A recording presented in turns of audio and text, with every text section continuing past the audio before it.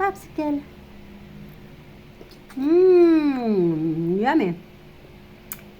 Sweet corn and super cheesy popsicle.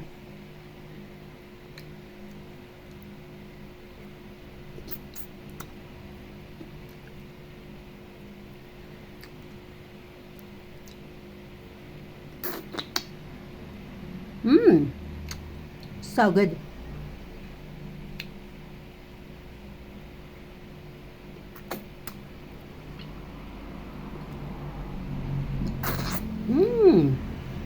Sarap nito, guys. Gawin nyo rin.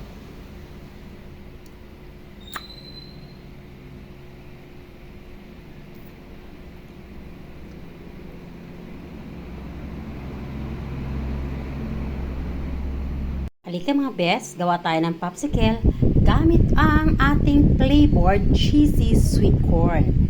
Ayan, sarap niyan. Ayan. At ayan na nga, naka-ready na. Ayan. So, let's go. So, dito ay i-refill lang natin. Enough. And then, this other one.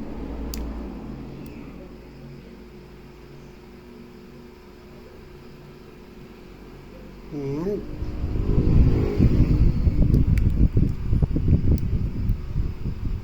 ayan. At natapos nga natin.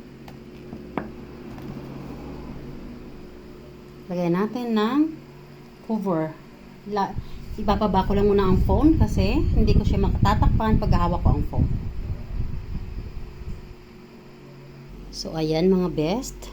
Nalagyan ko na siya ng cling wrap na takip. At may butas na rin yan sa ibabaw. Itusok lang natin ng ganyan ang ating popsicle stick. Diyan.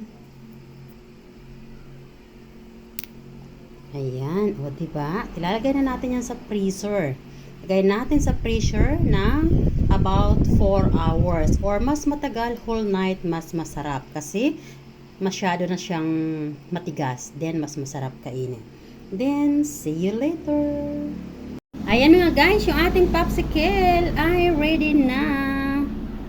Diyan. Tanggalin natin dito. Diyan. Ayan, sarap. Ayan.